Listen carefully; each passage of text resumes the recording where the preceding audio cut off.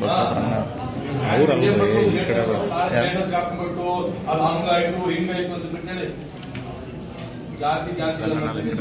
ರುದ್ರಪ್ಪ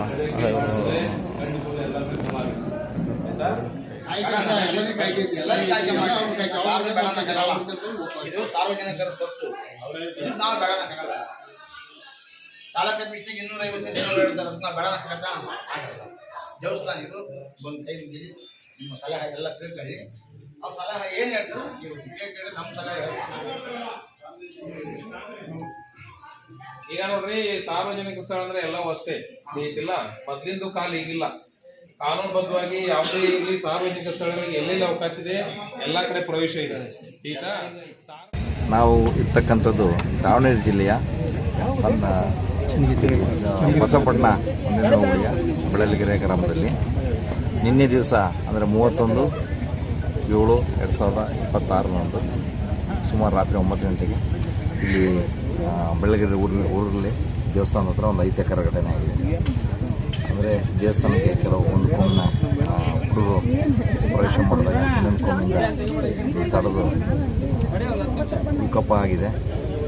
ಕೆಲವರು ಮೈ ಮುಟ್ಟಿ ಅವರಿಗೆ ತೊಂದರೆ ಮಾಡಿದ್ದಾರೆ ಅಂತಾರೆ.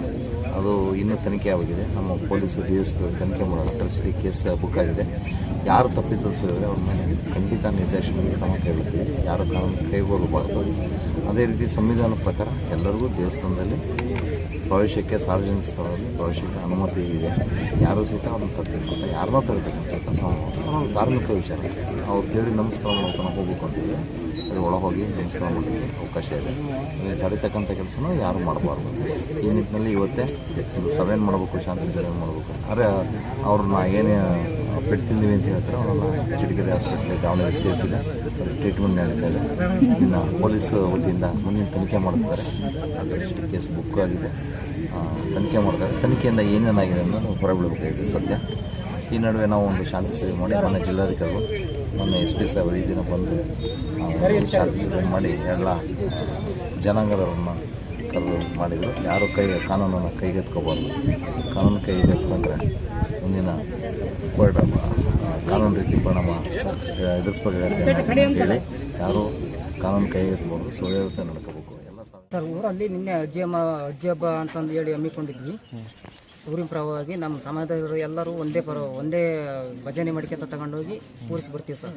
ಅಲ್ಲಿ ದೇವಸ್ಥಾನ ಹತ್ರ ಹೋಗಿ ಆ ಕಡೆಯಿಂದ ಬರ್ಬೇಕಾದ್ರೆ ಏನಾಗಿದೆ, ನಮ್ಮ ಹುಡುಗರು ಒಂದು 3-4 ಬೀರಪ್ಪ ದೇವಸ್ಥಾನ ಪ್ರವೇಶ ಮಾಡಿದ್ರು.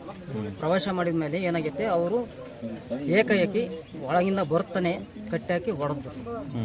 ಯಾಕೆ ಹೊಡೆದ್ರು ಅಂತ ಕೇಳಕ್ಕೆ ಹೋದ್ವಿ. ನಾವು ಎಲ್ಲರಿಗೂ ಏಟು ಬಿದ್ದ ಸರ್. ಅವ್ರಿಗೆ ಮತ್ತೆ ಹಿಂಗೆ ಮಾಡ್ಬೇಕಂತ ನಮ್ಗೆ ಜಾತಿ ಹತ್ಯೆ ಮಾಡ್ತಾರಂತಂದು ಹೇಳಿ ಅವರಿಗೆಲ್ಲ ಕೇಸ್ ಮಾಡಿದ್ವಿ.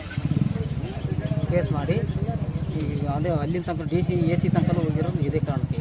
ಈ ಜಾತೀಯತೆ ಎಲ್ಲಿ ಎಲ್ಲ ಸಮಾನತೆ ಆಗಲಿ ಅಂತ ನಾವು ಇವತ್ತಿನ ಜನರಲ್ಲಿ ಎಷ್ಟೈತೆ ಮುಂದುವರುತ್ತಂದರೆ, ಈಗ ನನ್ನ ಮಕ್ಕಳು ನಾಳೆ ಹತ್ರ ಹಂಗೆ ಮಾಡಬಾರ್ದು ಅಂತ ಹೇಳಿ ಇವರು ಭಾರಿ ಜಾತೀಯತೆ ಮಾಡ್ತಾರಲ್ಲ, ಹಂಗಾಗಿ ಅವ್ರಿಗೆ ಕೇಸ್ ಮಾಡಿದ್ವಿ ಸರ್. ಸರ್ 4-5 ಜನಕ್ಕೆ 6 ಜನಕ್ಕೆ ಹೊರತ ಬಿದ್ದಿತ್ತು.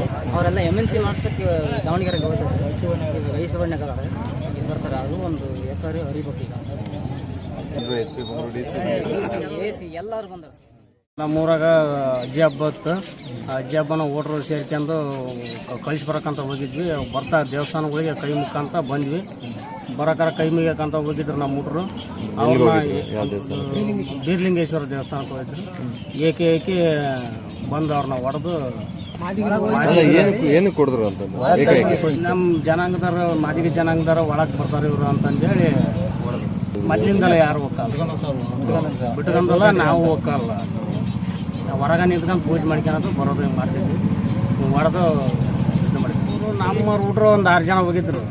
ಆ ನಂತರ ಅವರು ಒಂದು 200-300 ಜನ ಸೇರ್ಕೊಂಡು ಒಂದೇ ಥರ ಹೊಡೆದಾರೆ. ಏಕಾಏಕಿ ಹೊಡೆದಾರೆ. ಅದು ಕಂಬಕ್ಕೆ ಹೊರಗೆ ಕಂಬಕ್ಕೆ ಕಟ್ಟಿ ಹಾಕಿ ಹೊಡೆದಾರೆ. ಕೈ ಎಲ್ಲ ಮುರಿದವ. ಕಂಪ್ಲೇಂಟ್ ಕೊಟ್ಟು ಎಲ್ಲಿ ಅದು ಬೆಳ್ಕೊಂಬಂದ್ಬಿಟ್ಟ ಸರ್. ಹಂಗೆ ಹಿರಿಯರಿಂದಲೇ ಬೆಳ್ಕೊಂಬಂತ ಅದನ್ನೇ ಇವರು ಪಾಲನೆ ಮಾಡ್ಕೊಂತ ಹೋಗಿದ್ರು. ಇನ್ನು ಮುಂದಾರ ಒಂದು ಒಳ್ಳೆ ಇದಾಗಲಿ ಅಂತ ನಾವು